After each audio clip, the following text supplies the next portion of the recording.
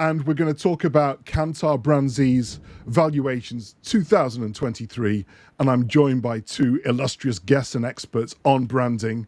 Who would like to go first in introducing themselves?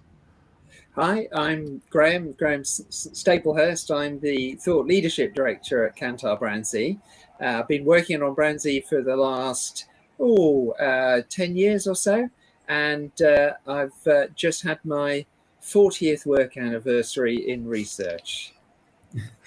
You're not that old. 60 this year.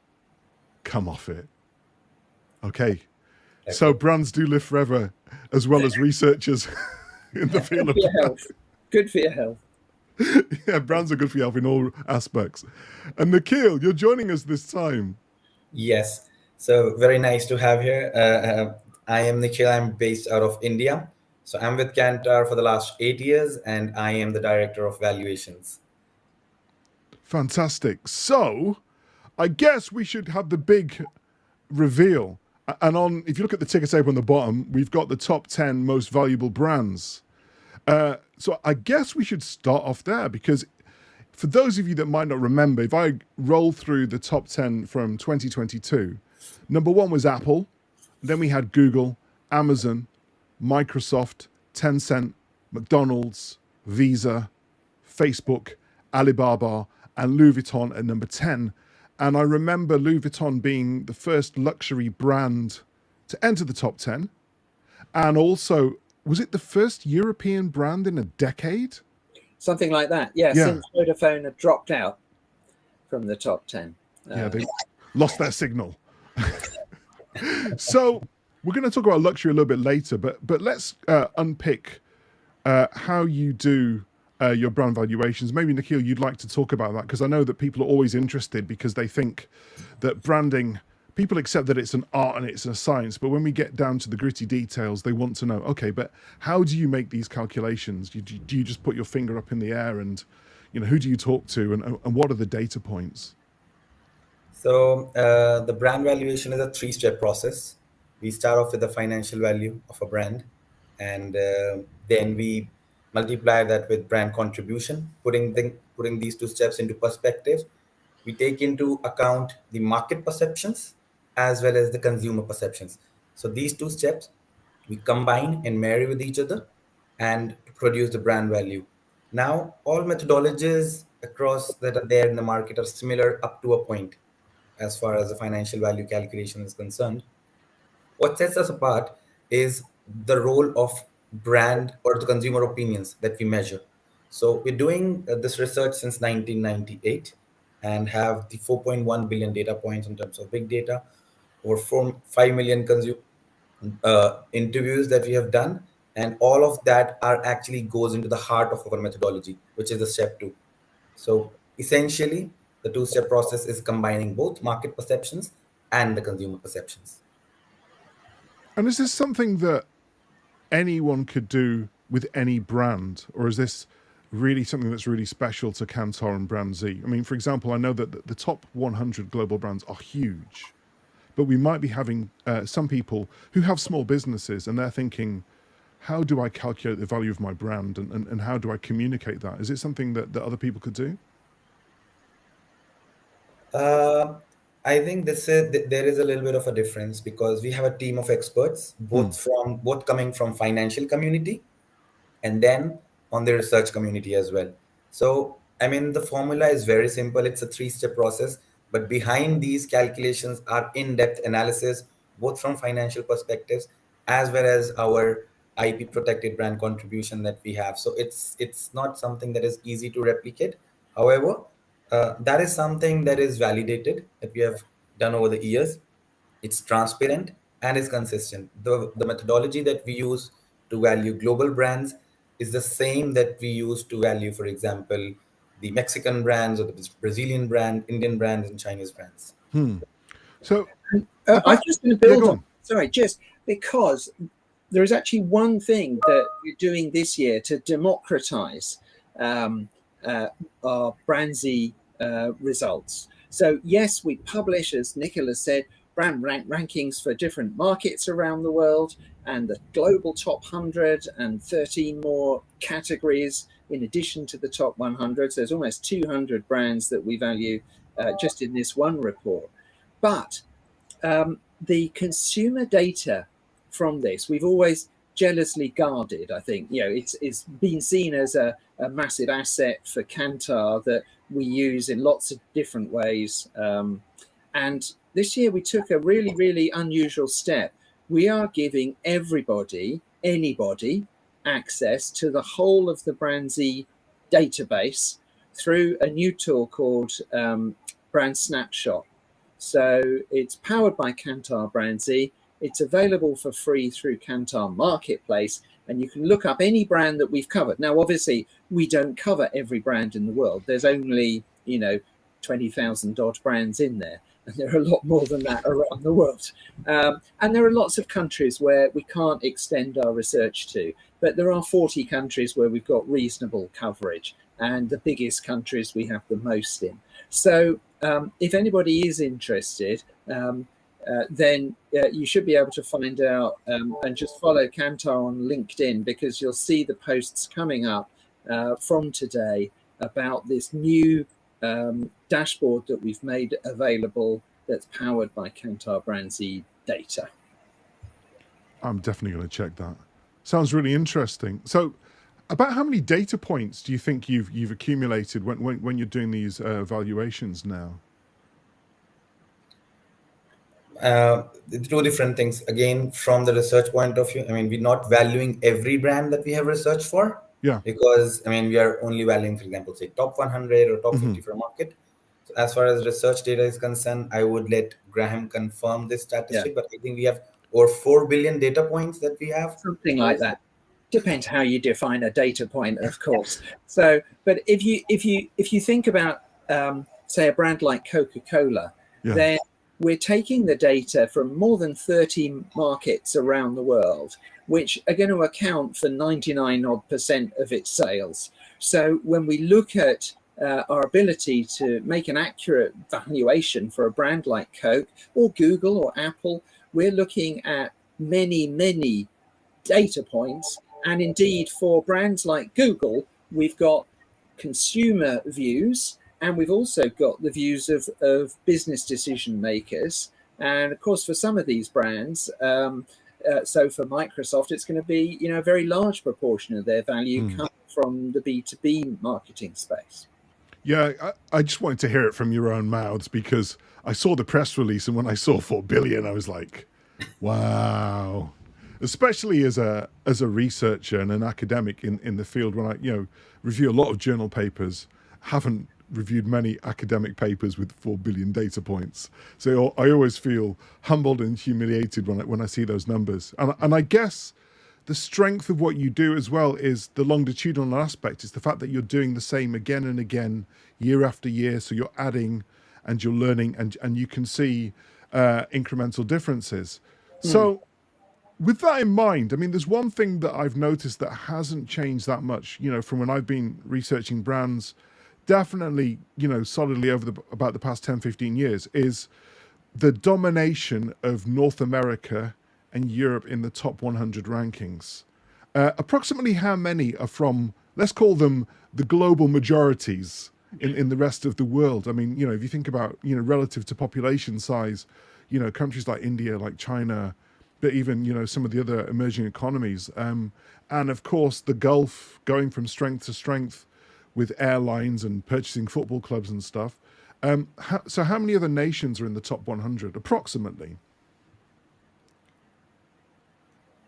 To your original question, we still have a US dominated, like top 100. We have about 55 brands that are coming from US market. Yeah. However, we are also seeing this year that brands from different categories and territories are entering top 100. We have had 2 newcomers in the form of 2 Chinese brands this year in the top 100. Our fastest growing brand across the globe this year is Airtel, that is coming from India. The highest re-entry brand that is into our top 100 is BCA. It's an Indonesian bank.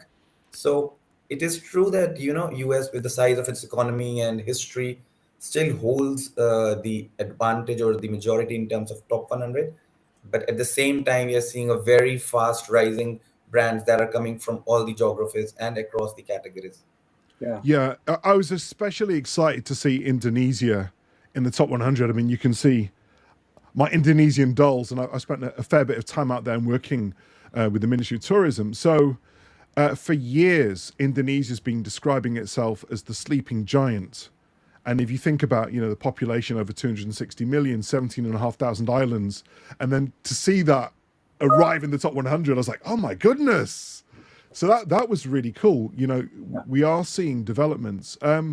So let's be a little bit theoretical for a minute before we get into some of the numbers.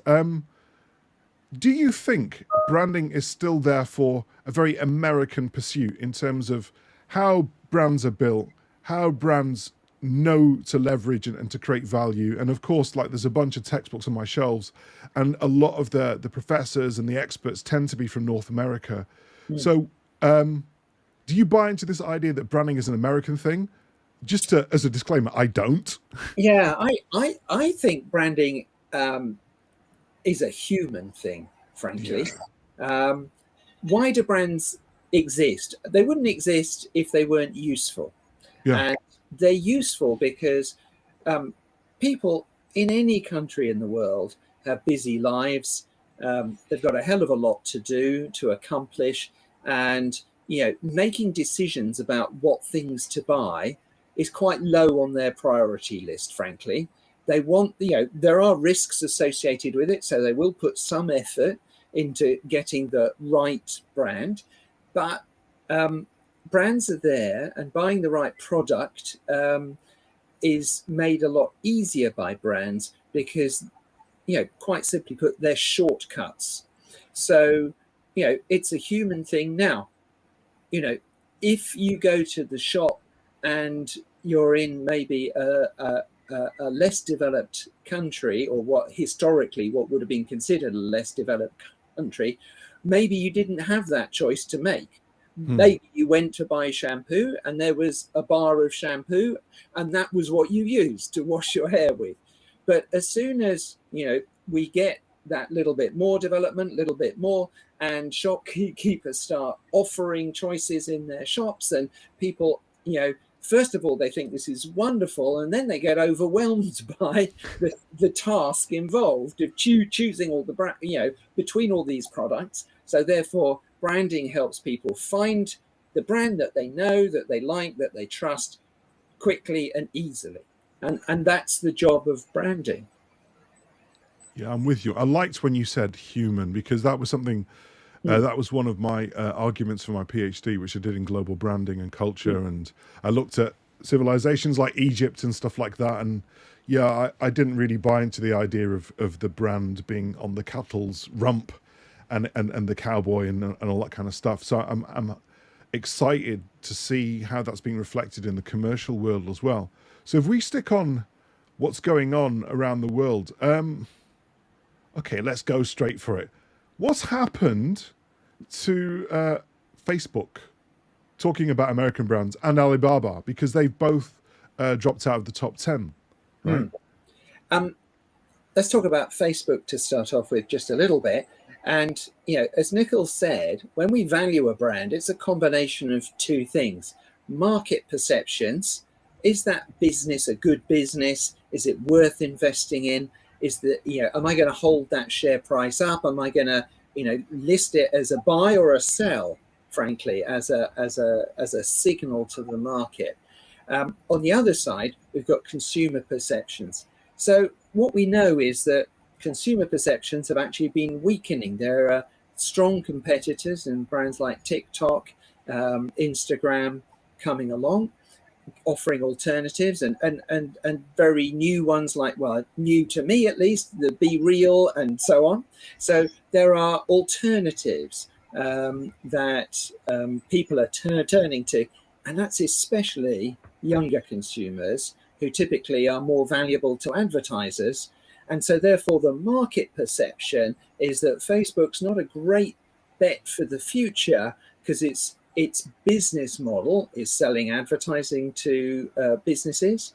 And if it's not attracting the same eyeballs and as many of them as it did before, then the market's going to downrate it as well. So it's sort of losing on both sides, and the one informs the other. And unfortunately, that's the reality. They need to, look at the brand, work out how they can invest more in the brand. Who knows whether the bet to change the company to Meta and to diversify might be the right thing for their business. But even that doesn't help Facebook as a brand quite as much as perhaps it did before. Nikhil, what else have we seen about Facebook and the market? I agree with whatever you said, Graham. Just one point I would like to mention.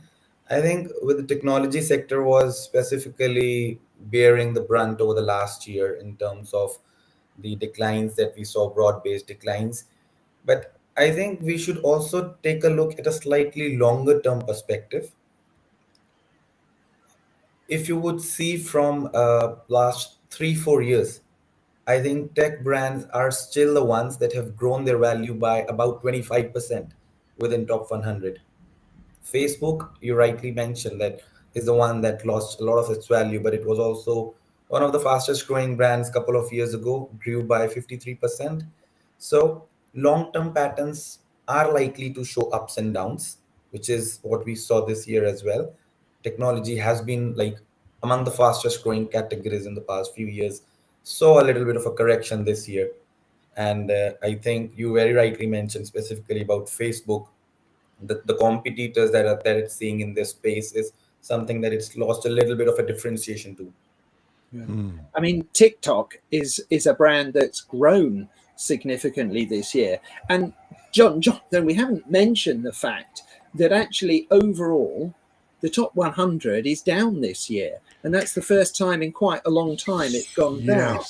And that's off the back of basically 2 very optimistic years of market perceptions post-COVID. So people thought, we saw a big impact of COVID on a lot of brands, obviously, and then a massive resurgence, way above where we would have expected to get to. And so we've done a little bit of analysis that looks at, as Nicholas said, the long-term projections. And the total value of the top 100, although it's gone down this year, is still actually about $1.5 to $2 trillion ahead of where we would have expected it to be on a long-term projection. So basically what we're seeing this year is the market got really overexcited for the last 2 years, the previous 2 years. And this year we've seen a lot of that optimism evaporate in the face of all these other uncertainties and shocks that we're seeing around the world: inflation, oil prices, conflict in Ukraine, and so on. So there's a lot of uncertainty out there in the world. The market reflects that.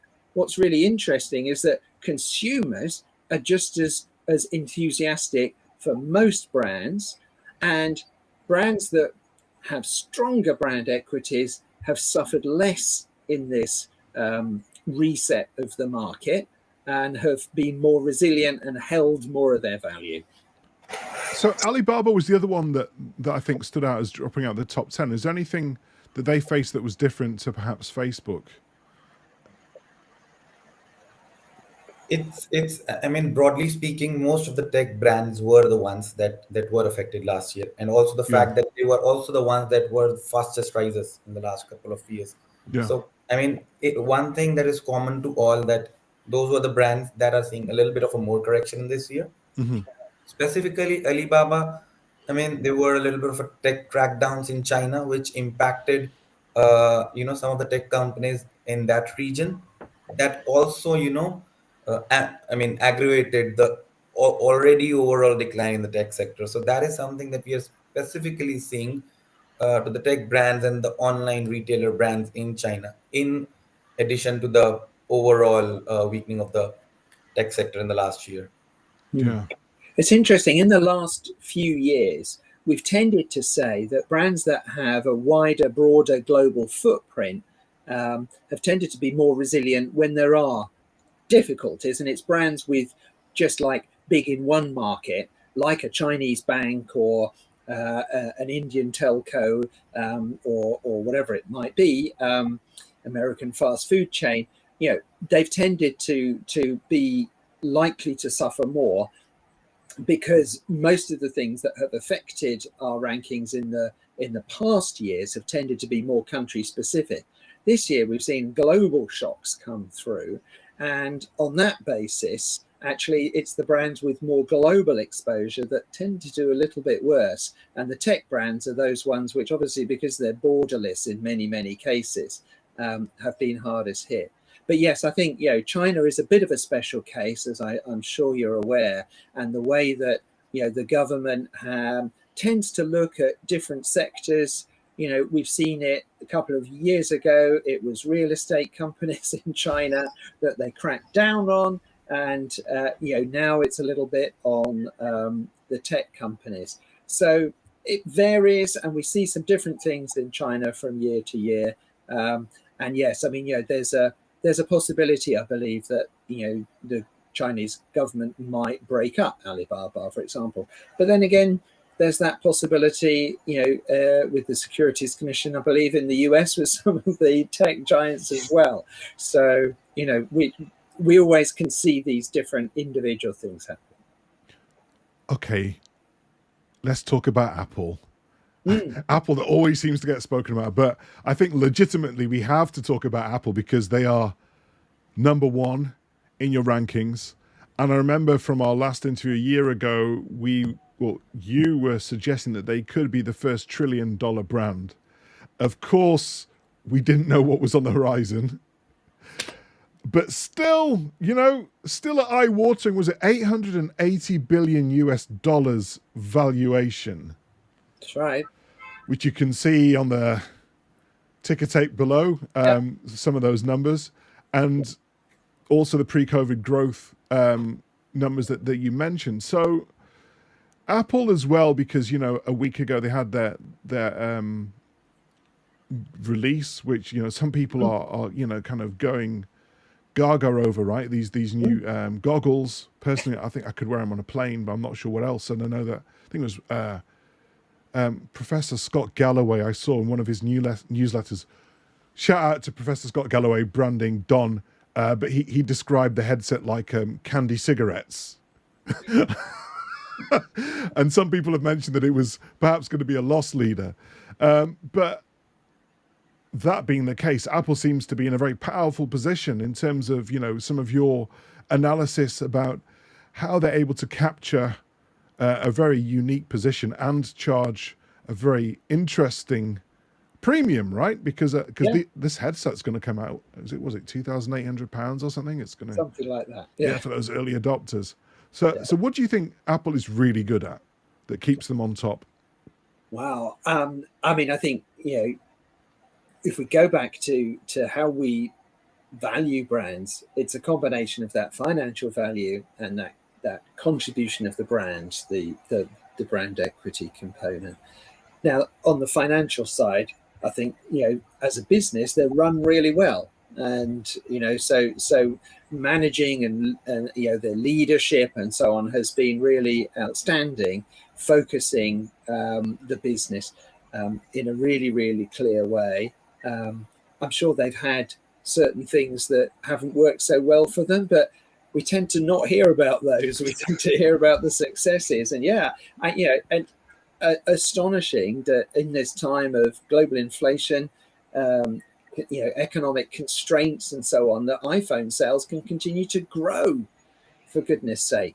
So what they have is also this massive strength and respect from consumers, and they just keep being the most different brand that we out of any of the big brands. They've got this perceived difference in the eyes of consumers, and what difference does for a brand is help it to defend its price point. It says this isn't substitutable, this is different. So when you're looking at these alternative choices, we were talking about brands as the shortcut to choices. People don't question the price that they're paying. And yeah, an Apple handset, an Apple laptop, an Apple VR headset might well be twice the price of an alternative. I mean, twice the price of an alternative. Any rational human being shouldn't be opting for something twice the price of a roughly equivalent device. Yeah. But people do. And we see it across so many areas, whether it's, sports brands, whether it's luxury brands, whether it's fashion, whether it's shampoo, any goods that we buy, cars, you name it, you will find examples of brands that are twice as much as another option, which is roughly equivalent in the category. Cars in the end, they just get you from A to B, right? So any car's going to do. But no, I as a consumer, I've got perceptions, and those will shape what I'm prepared to pay. And even when times are tough, we see that people are still opting for brands that they know, they like, and that they trust. Can I be a bit cheeky and ask you, Graham and Nikhil, what car and what shampoo brands? Like, what car do you have and what shampoo do you use? Graham, you first. Okay, I've actually opted when I replaced my Hyundai hybrid, I replaced it with a Mercedes hybrid. So and it was a bit odd because as a business, we've been through many years where I've had a company funded car, and the scheme ended a few years back. So after I handed my Hyundai back, I was having to buy my own car for the very first time in a long time. And so I opted for a Mercedes. So I went upscale. I wanted the reliability, perceived reliability, and so on of the Mercedes. But on the other side, on my shampoo brand, I've stuck to Dove for a very long time. 2-in-1. I don't bother to buy a separate conditioner. Doesn't prevent the graying, I'm afraid. But yeah, and that's down to, again, it's a brand I know and like and trust. And for me, it's good value. So, Nikhil, what about you? Seems, Graham, we are pretty much on the same page in terms of brands that we use. So currently I own Hyundai i20, and very much hopeful by the time I would be of Graham's age, I would be buying a Mercedes or a BM, probably. And coming to the shampoo, again, I'm using same Dove, not 2-in-1, but just the shampoo part. And that is one that is reliable and I've been using over years. And that's something that I probably do not like to tinker with. And yeah, pretty same answers and in terms of choice of brands as far as Graham is concerned. It just goes to show, doesn't it? Like, you spend all this time looking at brands and we're still not immune to being nudged into a certain direction. Look, absolutely. Brands are just associations that are in our heads. Yeah. And when those associations are strong and relevant, when you've got an emotional connection as well as a functional or rational belief about a brand, then it's going to take quite a lot to nudge you out of buying that if that's what you're doing by habit. Now, I did switch car brand, and I was able to evaluate a range of different options. I could have looked at Tesla, and I didn't think if that was worth the extra money. But so I settled, I guess, in my head, typical price anchoring. I went for the middle option. So it's like, wasn't the most expensive, wasn't the cheapest, and there's an awful lot of the emotional in that. I remember researching Mercedes-Benz as a brand back in 1994, probably, something like that. No, or 6. I was in Australia at the time, and I found this fascinating because we were doing some research into the differences between Mercedes and BMW, and I still think it's actually got a degree of truth. Mercedes is actually, for consumers that we talked to, had got actually what were effectively more female stereotypical perceptions. It had feminine characteristics, probably slightly more maternal than, but a combination of allure and, this sort of comfort and safety that you typically think of as more feminine characteristics, whereas BMW was much more about power and aggression and control and more masculine characteristics. And I think, sort of insights like that are what we're all about in research, is to try and find these subtle areas of difference that actually can make a lot of impact ultimately on the choices that consumers make. Because I've retained a lot of those impressions myself, and I don't like some of those associations. Let's say for BMW, I don't personally relate to them, but I do relate more to the Mercedes impressions. Oh, that's fascinating, because actually, not long after the birth of my first child, I bought a car, and I bought a Mercedes. Decided, I thought, I need to treat myself and be a responsible parent, and there you go. Still got a Mercedes. So no, that's really fascinating. In terms of hair, so I switched about a year ago, and I would say that was probably the result of, there's been a lot of activism in the world that we spoke about a year ago and stuff. So the whole natural hair movement. So I've actually gone for a local business that produces products, which, I mean, their whole mantra is, if you can't eat it, then you shouldn't put it on your hair. I don't eat shampoo, but their stuff is edible. So I've gone for like a natural product, but that was after years of having, switched around different brands. But yeah, I'm fascinated by how the environment shapes what it is that we do when we make those decisions. So I know that they don't want us to talk about shampoo and our own personal cars all of the time.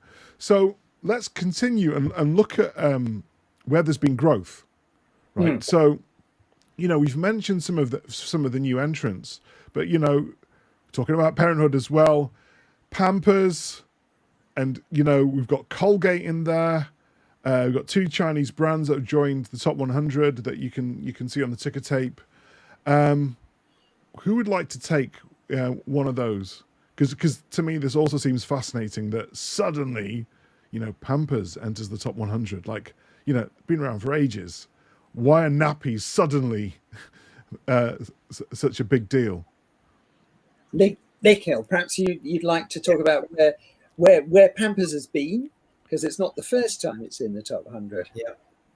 So I would answer your question, Jonathan, but I would take a step back and first of all provide a little bit of a additional insight behind what we are seeing in the results this year. So we are seeing 3 categories that are proving to be more resilient as compared to others, which the one is luxury, the other one is fast food, and third one is food and beverages. So, I mean, collectively on one side of spectrum is luxury, the other side of the spectrum is the value brands. And that's where Pampers as well comes in. And apparently it's a re-entry into the top 100, same for Colgate. One thing that we are seeing from our analysis this year is in these difficult times, consumers are still not specifically choosing the brand that is just cheap or a private label.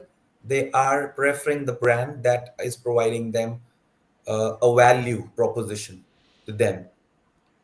Same goes for luxury. I mean, in these times where inflation is at all-time high in most of the economies, but still people and luxury proving to be the resilient categories, declining by just 4% this year against a top 100 decline of 20%.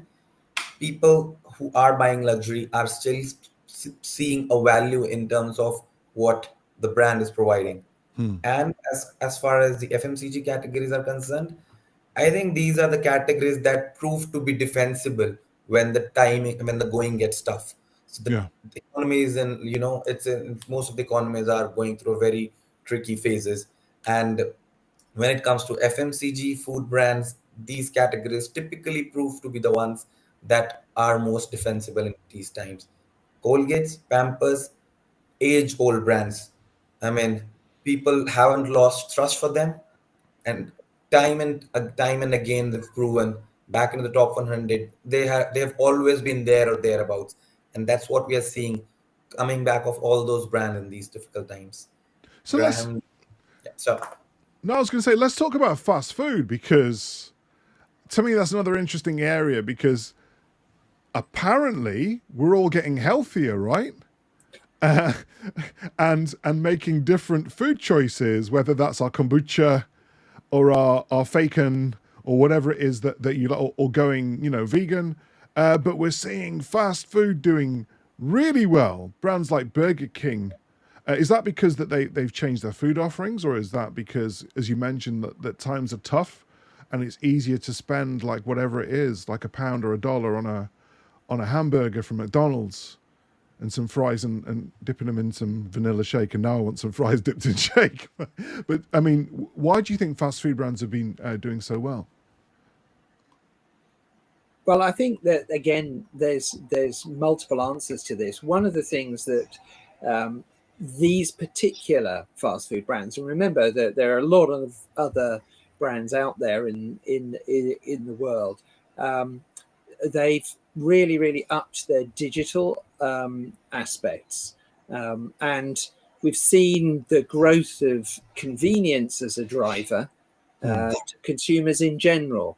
So even though people might be slightly more money poor, they're still time poor as well. So any decision about things like that is a trade-off, and we see that happening in many categories. That home delivery offerings, digital purchasing, and so on, is a really big driver of successful brands at the moment. So we have that as a factor, but also yes, some of them are doing better than others, and it's the ones that are successfully building brand equity, and that's exactly what Burger King has been able to do over the last couple of years. They've progressively moved to more effective advertising communications. They kept investing in advertising communications. And I think that the whole effect of COVID was to attune us to a delivery universe, if you like. You can get anything delivered now. So it really just helped those fast food brands become, I guess, even faster. They are fast food brands you don't even have to get off your sofa except to walk to the front door. Yeah, true. And of course, McDonald's is sitting proud in the top 10. It was fairly recently. I think there was a whole feature from an ad week that was looking at McDonald's digital offering and stuff like that. So yeah, really powerful. And we're still, I mean, we have to shout out Chick-fil-A. Yeah. And Starbucks is still alive and kicking. Do you think people still like coffee and that whole friends culture of drinking? Especially, I think I want to ask Nikhil this, because I know a few years ago, just looking at the rise of the coffee phenomenon in India, because relatively speaking, it's really expensive. I remember having a lot of Indian students and doing research, and they did dissertations, but it was this whole lifestyle choice where, a cup of tea was the drink of choice, right? The hot beverage, but coffee taking over the younger population who wanted to hang out and go somewhere. So I mean, I'm also interested in how brands like Starbucks are working internationally in different markets. I think a very good question. Young population are pretty much very open in terms of working anywhere, trying new experiences, like meeting socially, whether it is professional meetings or whether it is casual meetings. Younger population are all in for all these things, and this is especially what coffee shops are providing in India. I mean, elsewhere as well, but specifically speaking about India, Starbucks is thriving on all of this because that the experience that they provide and the environment that they have in their coffee shops, whether you want to have casual discussions with your friends over a coffee, or whether you're meeting your business friend or a partner, for example. I mean, you can do all of this over a cup of coffee. Yeah. And interestingly, I mean, Tata is one of the biggest conglomerates in India, and they have done a partnership with Tata across India. So it's written as Starbucks, a Tata Starbucks alliance. So all the coffee that is coming in all the Starbucks stores across India is virtually coming from or sourced from the Tata group of companies. So Tata is into like multiple businesses, and FMCG is one of them, and it is also one of the strongest, or sorry, the largest provider of coffee across the stores in India. So business perspective, they are being very smart, partnering with the local giants. Yeah. And as far as the front facing is concerned, the younger population, the experience that they want, they're actually providing that thing. And I noticed they've done some adverts in India as well, which have also been tackling sensitive issues, and they've not been afraid to align themselves with values and purpose. Where perhaps I think some brands, especially in Asia, when they go into Asia, if you're an overseas brand, they tend to play it safe. But they've actually been a bit edgy. India is actually, very tricky geography, because that's some, it's a multicultural community. I mean, Yeah. thousands of followers of faith or religions coming from different communities, reside over here. So it's when somebody takes a stand, it is actually a tricky position to be in. Yeah. But over the long period of time, if a brand is perceived to be standing by itself, what it feels is right, I think it may have a short term implication affecting some community. There will always be somebody who would be offended by something. But over a long period of time, I think if they're standing by what they feel is right and is affecting the community at large, I think people tend to realize it. And, the respect for the brand actually grows larger by the time. So that is what we are seeing, and Starbucks is actually one of that is practicing that belief. Huh. That's really interesting. And talking about long-standing brands, this is another year. Looking at your press release, when you've got Coca-Cola and Pepsi going at it, and this is another area, right? I thought that we were away from sugary drinks, and there was a lot of talk from analysts saying that these are companies that would have to react to a decline in sugar consumption. And obviously we saw stevia that didn't really catch on years ago with Coca-Cola and having green cans, but Coca-Cola is doing well. And Pepsi is also doing well. Yeah. Why is that? I think they are both, again, phenomenally good machines, right? So they are business and marketing machines that are just exceptional.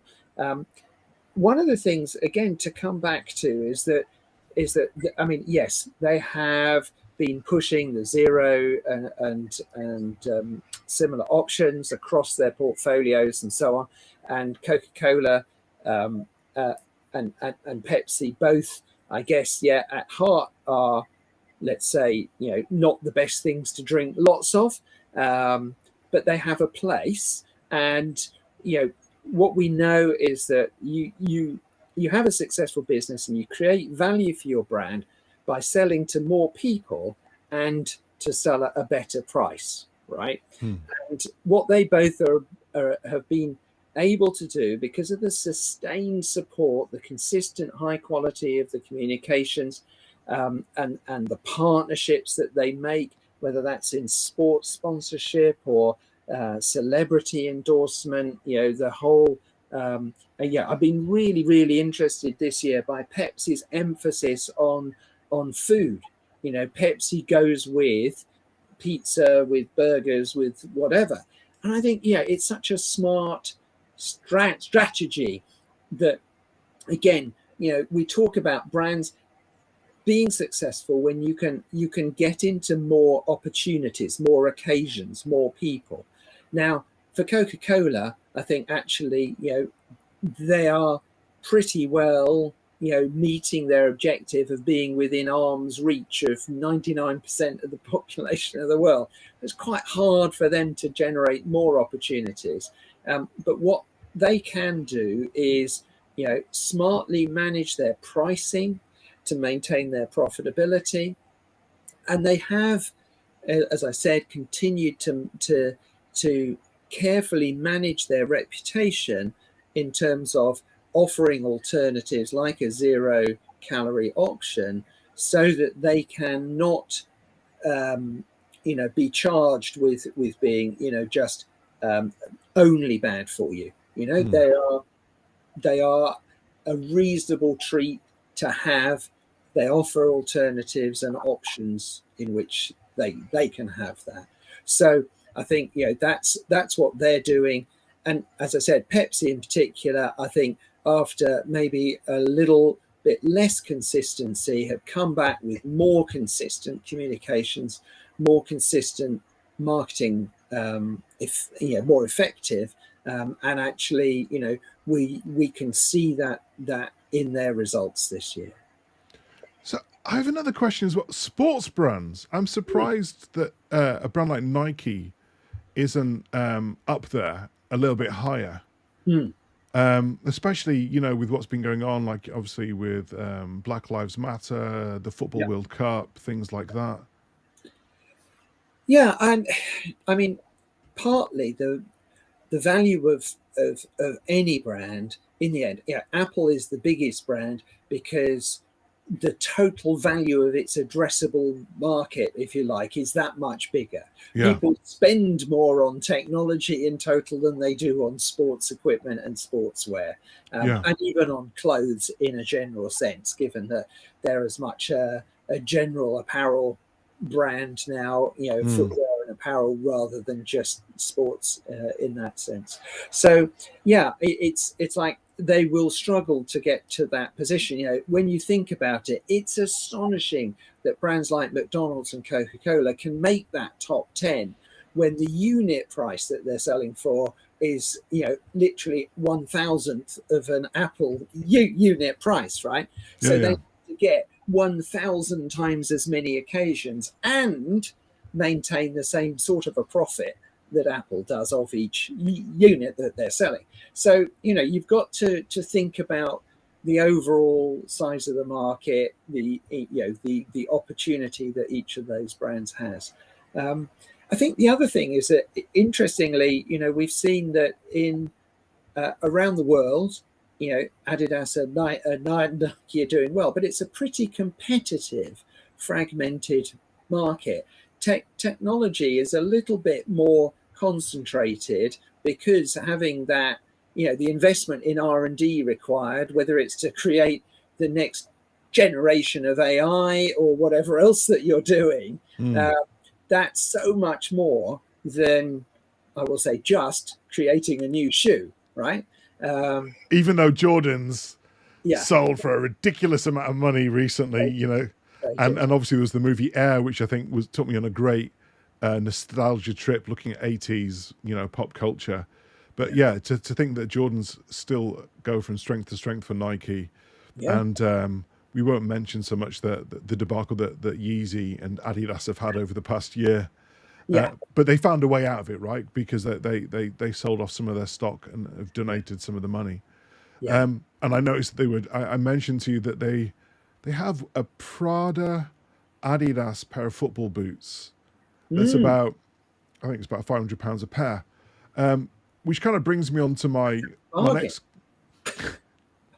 You're going to put a £500 pair of boots on your feet and kick a ball.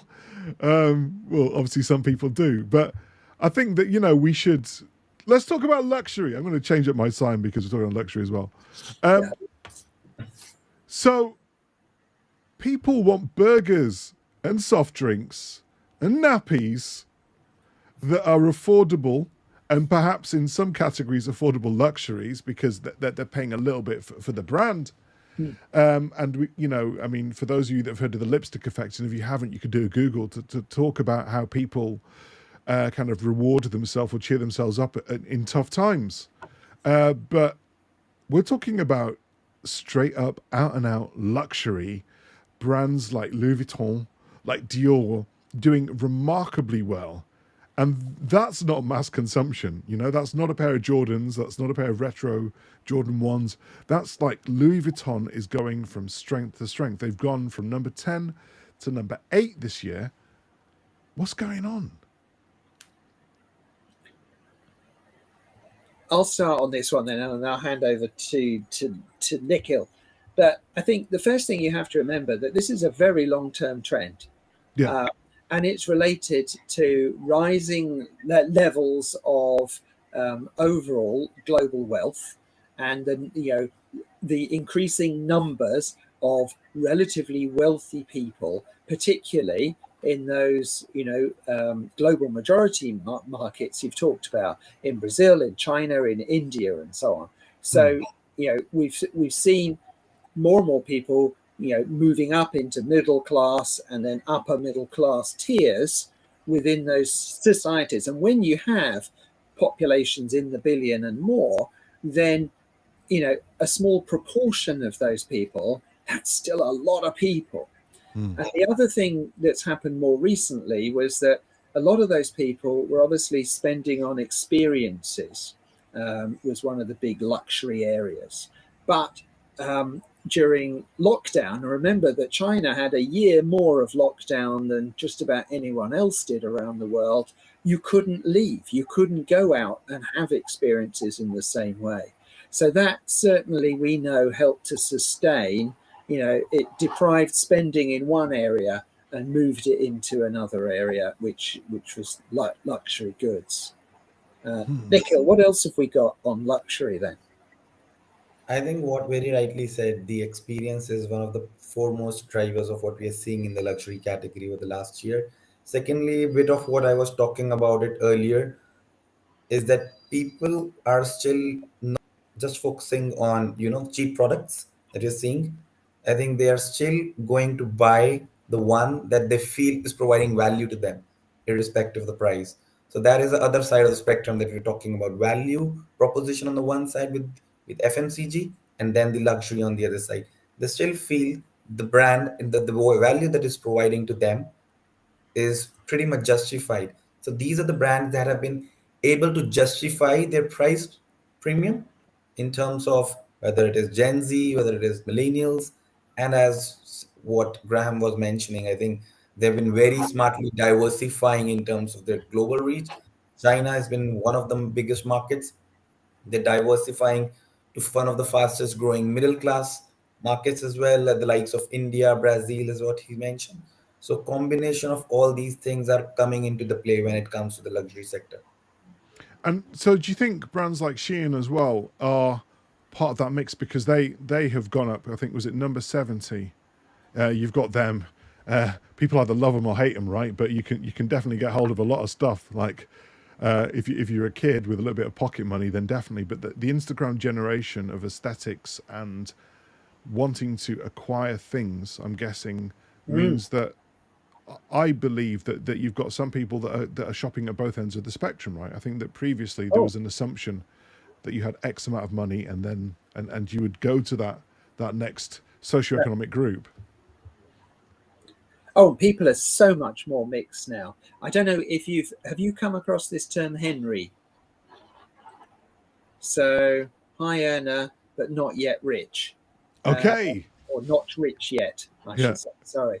And, so those people, and there are increasing number of these Henrys, as we've talked about in a variety of markets around the world now.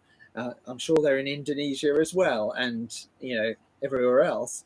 But, those are probably exactly the sort of people that are, again, disrupting that old idea of what do I need to buy? And, they will economize in some areas, and then they will splash out in others. And it's about finding for them, their own individual motivation for where they want to put their money. And, a more sustainable brand might be what they're looking for, and that they'll pay a little bit more for that. or buy into it, or it could be that it's a luxury look, or it could be that it's a badge that they feel they need to display to assert an identity and belonging to a group. There's so many different motivations now for purchasing. So marketers really have to look and understand what the motivation is. I mean, one of the interesting brands that we work with in the UK is Dyson, which is in the UK ranking, but not quite yet in the global one. And, when people buy a Dyson, and increasingly it's a global brand as well, so they're not just people in the UK. When people buy into a Dyson product, are they buying in for superior functionality? Is it because of influencers and what they've seen other people doing?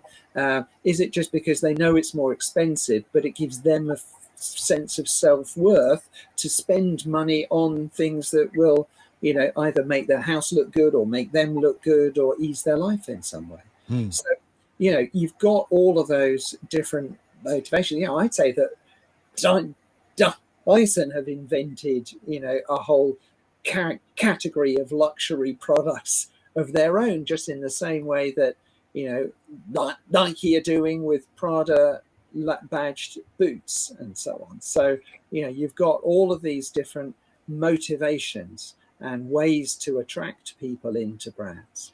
And I think, Dyson's most recent has been the headphones, right? With the air purifying grill. Don't know if you've seen them. Janice, shout out to you. You know what I'm talking about with the headphones. But yeah, fascinating. And they've had interesting reviews as well. And you could say that some of that has been inspired by us coming through the pandemic, right? To have those headphones. Yeah. So I'm just thinking, what else have we... sustainability. That's another thing that you mentioned in the press release, that despite all of these brands doing well, you still feel that brands are missing a trick when it comes to sustainability. And who'd like to talk about that? We do, yeah. I think there's two sides to this, because actually as a business at Kantar, we're actually really, really keen on helping brands and businesses transform to become more sustainable. We've really bought into the UN SDGs. We're trying to do lots of things ourselves internally as a business, and everything from the way we look after our people to, whether it's emissions or whatever else. Okay, so we're trying to do that. We actually have a sustainable transformation practice now, where we're working with businesses to try to do that. And when we were working on our BrandZ project, we were trying to think, how could what we're doing contribute to it? And we've been measuring consumer perceptions of sustainability for brands for a long time now. We started in 2010, so we've got 13 years of data. We've certainly seen that it's becoming more noticeable to people. So the level of associations with brands and sustainable attributes is increasing. But what we're also seeing is that the majority of brands in the top 100 and the category rankings in this report are relatively older, well-established brands, right? Pepsi's 125 years old, I think, this year. There are plenty of other brands we would point to. Even the tech brands, most of them are, 30, 40 years old. IBM's still in there, that's, 100 and so on. So those brands, I think, are the brands that have been so successful. Otherwise, they haven't necessarily needed to pay as much attention to sustainability. So when we look at consumer perceptions, actually something like 47% of them are actually lacking in sustainable attributes. So what we did was that we looked at a model of what drives brand equity, identified the component that was represented by sustainability perceptions, and then we look to see, okay, if that is what proportionately what drives brand equity, then that must be what is driving brand value through our formula, because everything multiplies up. So we can look at the proportion of value that comes from those sustainability perceptions.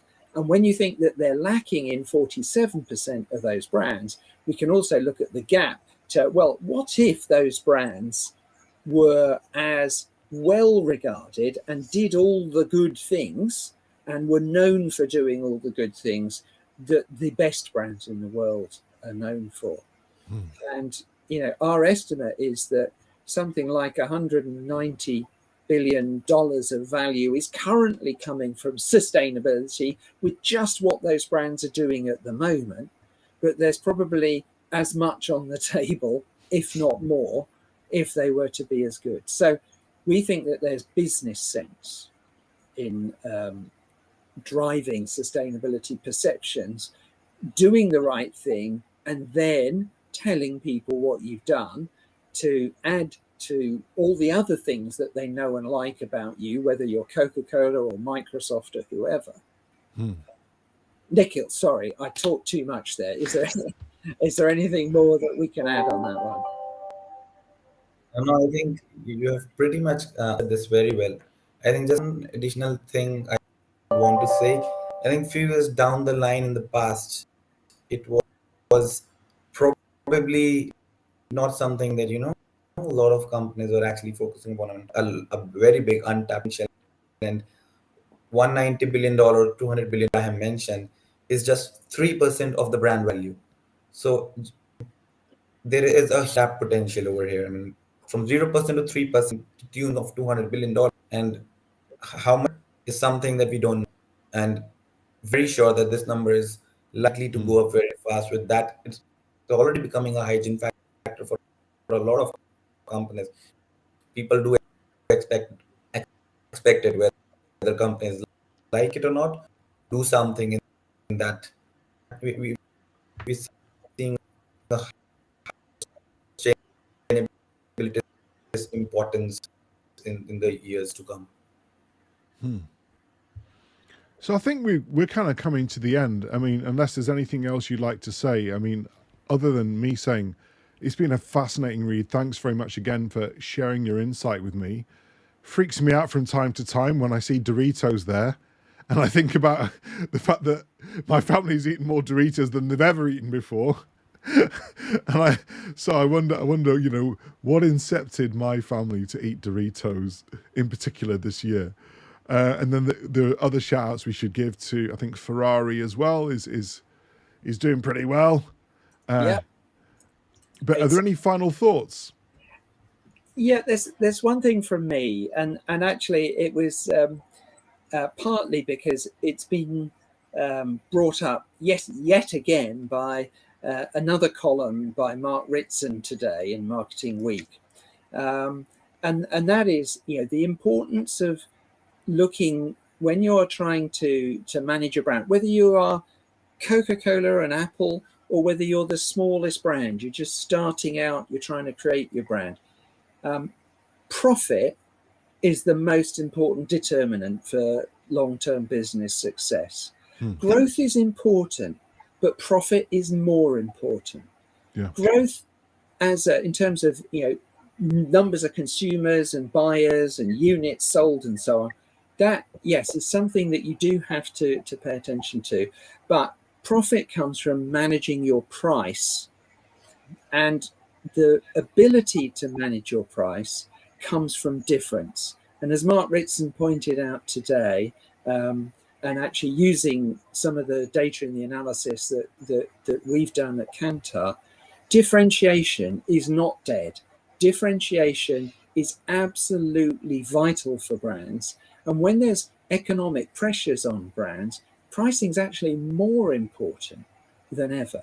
So really, really would encourage anyone watching this to actually think about their brand, how different they are, and have a look at some of the other things in our report this year. We've got articles and examples of how brands are successfully creating that degree of difference. Whether you're Louis Vuitton, Disney, TikTok, all of these brands are successfully making themselves a bit different in the eyes of consumers, and that helps them sustain price and profit. So that would be the really important message that I think we need to make sure people hear. Yeah, I would agree with you. And it's something that's worth spending a lot of time if you're a business working at how to genuinely do that, and rather than just put some PowerPoint slides up and tell everyone. So genuinely be different, right? Absolutely. Eliciting warm feelings from your audience. And the more people that you can do that with, the better. You stand a better chance, right? All of those brands are demonstrating quality within their categories, right? And quality in terms of the actual offering, but also you mentioned accessibility, whether it's available, it's at my doorstep quickly, at my time of need, when I've not got very much sleep, or whatever those things are. Those things are really important, and in comparison to your competitors, right? Yeah. And make money. Anything else? Anything else you think we should add in? Nikhil, give us a prediction, especially because. So where are you speaking to us now? Because obviously you popped in and out because of internet connection. Where are you right I now? think there is a huge thunder shower that is going on in the background. So we are having a little bit of a frequent disconnects that we are seeing. So apologies for the intermittent disconnection that you're seeing. Sorry, what was your question on the projection? No, it's funny because whilst I was doing this interview as well, I was saying to Graham that there was a thunder shower in London. London is actually quite hot at the minute. It's 30 degrees, but it just had a thunder shower whilst we were doing this this cast. So there you go. We're connected. So first off, where are you at the moment? What part of the world? So I am based out of New Delhi, that is the capital of India. I could do with some food from there right now. What a lovely place to be. So I wanted to give you the last say in this interview. Any predictions that you'd like to make, and especially perhaps in your part of the world. So we talk a lot about Europe and North America, but what's going on in India and Southeast Asia, South Asia, East Asia? I think we are seeing specifically in this part of the world, we are seeing a lot of startups that are coming up, and people here that are, I mean, India is some sort of a traditional sort of a mindset coming out from the clutches, very risk kind of a people. But the more younger population are very risk. I mean, they're very risk taking, and we are seeing like a lot of unicorn and startup that are coming from this part of the world. So India apparently is home to third largest startups in the world behind USA and China. And a lot of startups that we are seeing are actually becoming so big that they're popping up into the rankings already. Sheen is one example. I mean, it was a very small company, I mean, a few years back down the line, and it's already in the top 100. Within India Yeah. rank, we see, I mean, tens of startups that are already there. So within this part of the world, we're seeing a lot of different entrepreneurs that are coming up, and they are not finding it, kind of us to tap into any potentially, lucrative category. E-commerce is one of the biggest untapped categories here in India. Really seeing a lot of basically startups coming into that line, seeing a lot of fantasy platforms, the sports fantasy club. So all that sort of things that are coming up. So I mean, I wish I could have gazed into a crystal ball and see how many of them that could be there in the next year's top 100, but something to watch out for in the next years or in the coming years of edition, the influx of a lot of startups. Yeah, that's going to be interesting. And I know that it's not as representative as your 4 billion data set, but we've had a lot more students from India this past year, and it's been great. And it seems to mirror some of the things that you've been saying in terms of the aspirations, the ideas, startups, and doing some stuff. And some of my students, big up, looking at some really interesting areas from agriculture to AI to all sorts of things, and really wanting to make a difference. So I guess let's call it a day for there. Everyone that's watched this, thanks for watching. Thanks for reading the ticker tape. Please get in touch with Kantar BrandZ. Please take advantage of the free platform that they've made available and dive into that data. And don't be shy. Contact any of us, and we'll do this another time soon. Graham, Nikhil, thanks very much. You've been amazing. Thank you Thanks. very much. It's Thanks. great to be here. See you next year. See you next year.